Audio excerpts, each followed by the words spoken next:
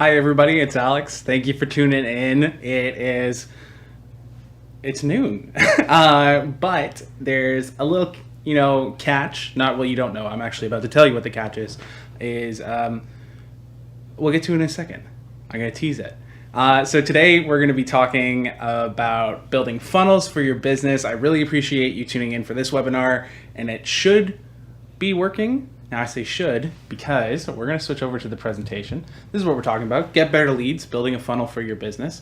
But what's important to note here is that this is pre-recorded. I'm actually not in my office right now.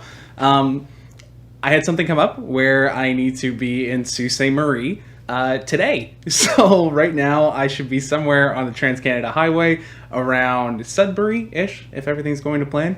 But don't feel that you can't ask questions, because I'm sure some stuff's going to come up if you're a small business owner, because this is kind of complicated. So I'm actually in the chat right now. I will say, hi, I'm in the chat right now. I will send that real quick. So if anything comes up, feel free to ask a question. I'll be watching the stream with you guys and answering questions as they come up, so that you are able to really get your value out of this. Additionally, this will end right once this ends. I am not able to kind of hang around for a Q&A period. So feel free to email me. It's alex@purplebird.ca. If anything is still kind of confusing and you want a little bit more insight, shoot me an email. I'm happy to talk about it. So without further ado, let's get into building funnels, because this is really cool and the gist of what most marketers like myself are doing for you. So what's the difference between a funnel and an ad? All stages in a funnel can be ads, but not all ads are parts of funnels. Not as interesting as I hoped it would sound, versus where it's like not all squares are rectangles, but all rectangles are square. Oh no, you know what I mean. We're just going to dive into it. So ads are individual pieces of content that you're paying a platform like Facebook or YouTube to deliver to your target audience. How this differs from a funnel is that a funnel is an overall strategy where we're using different ads at different parts of your customer's buying cycle to get them to actually buy. So a one-step funnel would just be a single ad. I wouldn't even call that a funnel. That's just an ad. A funnel is taking them from completely unaware of what you're offering to actually buying from you.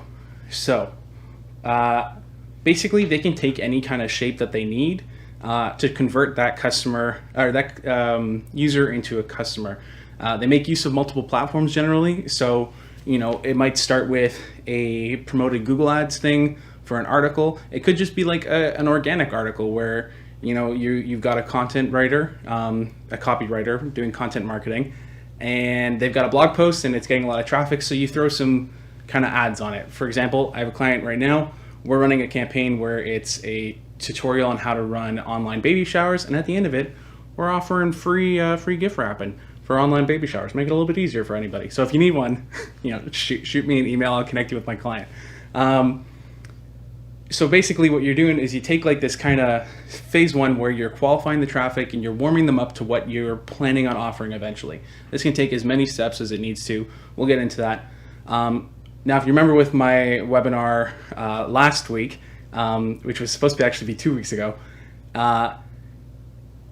we talked about tracking codes. So this is really where tracking codes shine, and they are integral to building functioning funnels. You can do it without them, but please, for the love of God, don't stress yourself out like that. Otherwise, funnels are usually what will give your business the return on ad spend that you're looking for. Just one ad isn't going to sell unless you're like Amazon. You can publish something and you've got that kind of clout. But if you're, like a mom and pop shop barber, it doesn't hurt to do something. Or if you are selling bigger ticket items, start using a funnel, because you're going to need that kind of stuff. So now that you understand the difference, why should you use them? I kind of tease it there. We're going to dive into it a bit more. So customers need multiple points of contact before they'll buy. If you've done any sales training, or if you're a sales rep, you might have heard of the rule of 7, that usually it takes 7 touch points for somebody to actually buy from you. A lot of sales cadences or playbooks rather will say, reach out to them. One that I use, I think it's like a total of like 30, no, well, not 30, quite a few touch points. I couldn't find anything that actually said this stat, but I was taught in school that nowadays a customer will need 37 touch points before they'll actually buy from you. That would either mean that they need to see that one ad 37 times, or you can run a funnel where you've got maybe like 10 different steps and you run them through it, and then they've got other kind of touch points. So when I'm talking about a touch point, that can be as simple as like, if right now I'm going to say, hey, HubSpot's great. I like HubSpot. That's a touch point. You might see a billboard for HubSpot. That's a touch point. You might see their logo at the base of a website. That's a touch point. So you need like that usually to convert somebody. So funnels allow you to slowly educate users on exactly as to the problem you're solving and how you solve it. So you run them through the 5 stages of awareness. This is a great little way to model your funnels, the same way that SMART goals in the last webinar are a great way to build out KPIs. So there's 5 levels. There's unaware. I had no idea that there's type 3 diabetes. Problem aware is that you now know about type 3 diabetes. Solution aware is how you can kind of work with this stuff. What can I be doing to counteract type 3 diabetes? This isn't real medical advice if that wasn't apparent. 4th is competitor aware. So let's say that you make a drug for type 3 diabetes, and you also have a competitor that's doing it. They know about your solution and other solutions. Most aware, kind of a dumb name for it. Most aware just means that they bought your product. So basically what you want to do is you want to build your funnel out to run them through this, where it's like, hey, we're going to use another example that we're going to reuse an example rather from my last webinar, which was the environmental problems with disposable and mass-produced baby products. So we can say like, hey, did you know diapers contribute X% of that garbage mass out in the Pacific Ocean? Somebody might have been unaware that buying Pampers is environmentally problematic, but now they're aware of the problem. So that's the 2 first in one go. So basically, you might need to build out different stages or different ad sets for each one to kind of run people through this process. And you won't know how many steps you need until you actually start building it, which we'll get into with another little subsection, as this is only the second part of this webinar. I'm also realizing I'm talking kind of fast. Gotta slow it down. So basically what we're trying to do is we're warming customers up to buying from us over time with automation. So this is all automatic, where it's kind of a set it and forget it, not 100% true to the form, because we're constantly going to be experimenting and trying new things. But Facebook or your ad platform of choice is going to be running them through this sequence as it comes up. So you don't really, you're not going to be saying adding each new user through the step of your funnel. It just runs through it like you were pouring water through a real funnel. So there's a couple things I want you to consider before you dive into building a funnel, because it's not, the easiest thing. It's a process, and you are going to be constantly iterating, optimizing, and experimenting, which is the fun part. So as I said before, they can have as many or as few steps as you need. So how many do you need? That's the big question. And you won't know that until either A, you start paying attention to what your competitors are doing, or you start trying it out. So the most basic funnel is a 2-step funnel where you have a blog post, right? Technically it's a 3-step. So basically I'll run you through it. You have a blog post, and then you're gonna use your pixel or whatever tracking code you have on your website. Again, if you need to learn a little bit more about that, check out the last webinar we were in. So you have this blog post and it's talking about the problem. Like, did you know type 3 diabetes was a thing? People who viewed that page, you're going to retarget with your ad. And the ad's purpose is to say like, hey, we have a vaccine for type 3 diabetes, whatever. People will click on the ad because they're now aware of it. They went from unaware to problem aware with your last piece of content. And then this ad and the next step, a landing page, are going to make them solution aware. So the ad will send people to a specific web page. It's called a landing page. If you're a web designer in marketing, it's a little bit different. So I encourage you to look up the difference. But if you're a business owner, don't worry about it too much. Just keep in mind that the person making your website, and if you're working with a marketer, are going to be talking about two different things with the same term. So just be careful. So the ad will send somebody to the landing page, which is a dedicated page that has ideally like one button on it that says buy now or whatever the action you need. That's saying, here's the problem, here's our solution, this is how much it costs, do you want to buy from us? That's the most basic funnel. But as you can see here, I say, what is your customer's buying journey? You know, is somebody, somebody's not gonna, like, let's say your vaccine for type 3 diabetes is $2 million. We're just talking, we're spitballing. If your vaccine is that expensive, you're going to need to warm some people up over time, because nobody's just going to drop $2 million, obviously. Well, we'll make it a bit more realistic. Let's say you sell an online course and it retails for $997. Canadian USD, whatever, it doesn't matter. I'm not going to read your blog post and then, invest in your online course with just that little amount of conversation. There will be, and there might be people who are like just ready to eat that up, and they will buy right then and there because they've been doing other research on the topic and they're already looking for a solution. You caught them at the right time. But for the people that don't, they might need a little bit more persuasion. So things you can offer is like, hey, check out this free guide we have on the perfect sales cadence. Or if you're a videographer like me, like, how do you make your videos look nice with color grading? Which, if you're into camera stuff, look that up. Otherwise, that example's kind of lost on you. What's a good one? Let's say, you've got an online course where you teach somebody to be a yogi. You give them a free ebook or like a free trial or something of that product. Like an ebook is a great way to do it. I'm getting too bogged down in this. We're going to keep running. You just want to offer them things over time to warm them up and really persuade them over time. And you need to keep in mind about the buyer's journey. So keep in mind what information they need before they may want to buy, and how are you going to have them first hear about you. Blog posts are great. That's the easiest way to start this kind of buying funnel. Funnel creation can result in a set it and forget it system, but don't. Your system will always become out of date. So let's say you run a normal, summer giveaway where it's like, get your beach bod ready. And then all the beaches were closed because COVID-19. You need to constantly be updating and iterating it.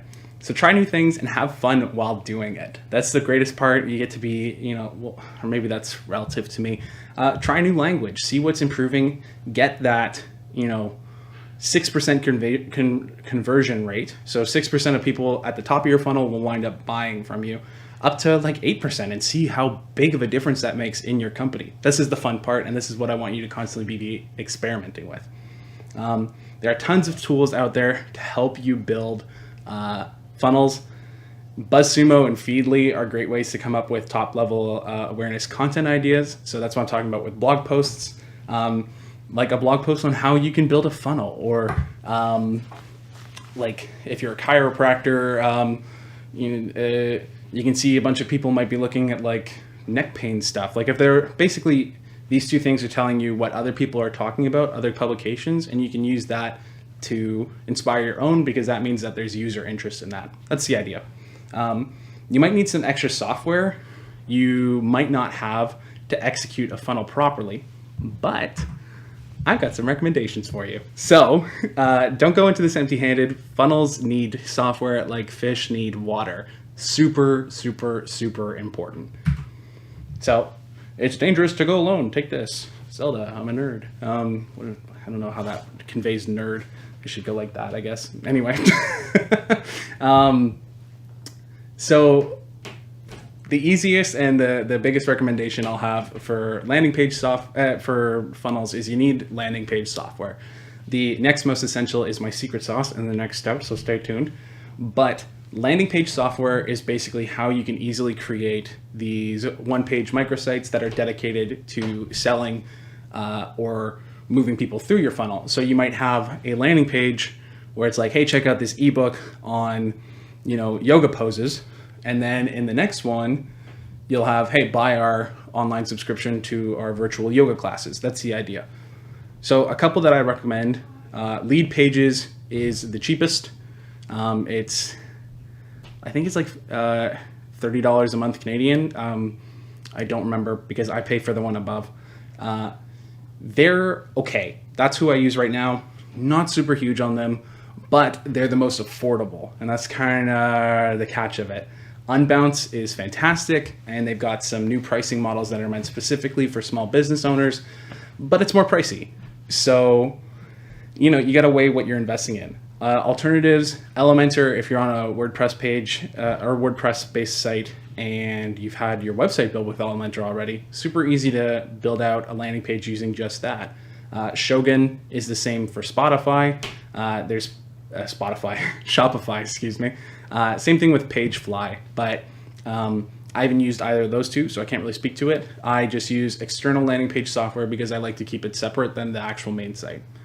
Another thing that's important to have, in my opinion, is a CRM, a customer relationship management solution. I use HubSpot. I love HubSpot.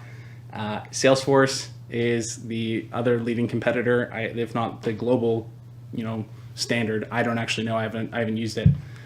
But if you've seen ads for Monday.com, these kind of Kanban, I think that's the name of it. I've got a whiteboard behind me that's used for like project management. That's what Monday.com initially was. Same thing with Trello and Asana, but they've all added CRM stuff to it because it's, you're able to kind of track them through that flow. So these are options for CRMs. Otherwise, this is really optional. If you want to get a bit more nitty gritty with your marketing, check out funnel visualizers. Giru is, I think it's right now they've got a sale where it's like $67 for lifetime membership, but it's not as kind of beginner friendly. You need to understand what you're doing with a funnel to really get the use out of it. Otherwise, Funnelytics is another funnel building software or visualizer that actually has pre-built funnels that you can just copy and kind of see like, oh, this is how this brand is doing their funnel building marketing. I'm going to just borrow that and use that system. You can hear a phone beeping behind me, maybe. Sorry. Working from home. Otherwise, I'm going to include ClickFunnels. I don't like ClickFunnels. I think that they're a little overly aggressive and exploitive. I had one encounter with them where I was trying to do user research on ClickFunnels, which is, the great opportunity for them to catch me at the top level with awareness pieces. It wasn't even a ClickFunnels branded website. I was just looking into the differences between like Giru and Funnelytics and ClickFunnels. I click on this page, and after 5 seconds, it actually diverted me to a ClickFunnels sales process. So from my experience, that's the usual way that they're building out sites, and they're not necessarily the nicest looking ones. Therefore, I don't recommend it. There is a slew of other young marketers like myself who swear by this stuff. I just don't use it. I don't like the values, I guess. And who knows, maybe I'm not familiar with it enough, but I'm just giving you my unsolicited 2 cents. What's also important to mention is that some of these services actually have different parts built into them. So HubSpot actually just released they've had a paid version of a landing page builder, but they just released a free one, which I'm actually beta testing right now, which is super cool. I feel fancy. But what's neat about something like HubSpot, and I am not paid by them, this is just my opinion on it. I'm a huge fanboy. They actually integrate seamlessly with Canva, which is this kind of graphic design platform if you're not a graphic designer. So you can have Canva instead of paying for Adobe programs. You're able to just go straight from HubSpot to Canva to design your landing page elements and then come right back. Another great thing about HubSpot is that they have the full Google Font API access, which means you can use, as long as the fonts for your brand are Google fonts, you can just use those straight on the landing page. Lead Pages, and I don't think Unbounce lets you. Elementor should, because you can use it for other websites. I haven't looked into it, but that's actually one of the big problems I have with Lead Pages is you're locked in with the fonts that they offer versus the ones you might have for your branding. So, moving along, What's the secret sauce to having a great funnel? Well, let me tell you, it's email. Email is a great way to keep in touch with your audience after you meet. To boot, it has the highest ROI.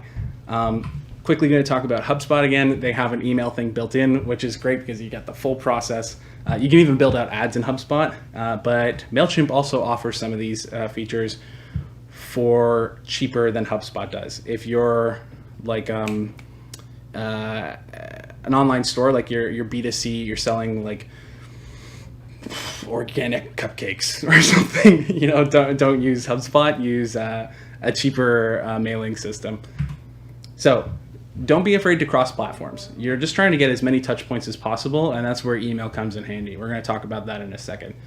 Email has a 6.5% conversion rate. I'm pulling these numbers from memory, so they might be wrong, versus ads average around 3%. So basically emails, because you're talking to these people more gradually over time, you're more likely to warm them up and they'll convert.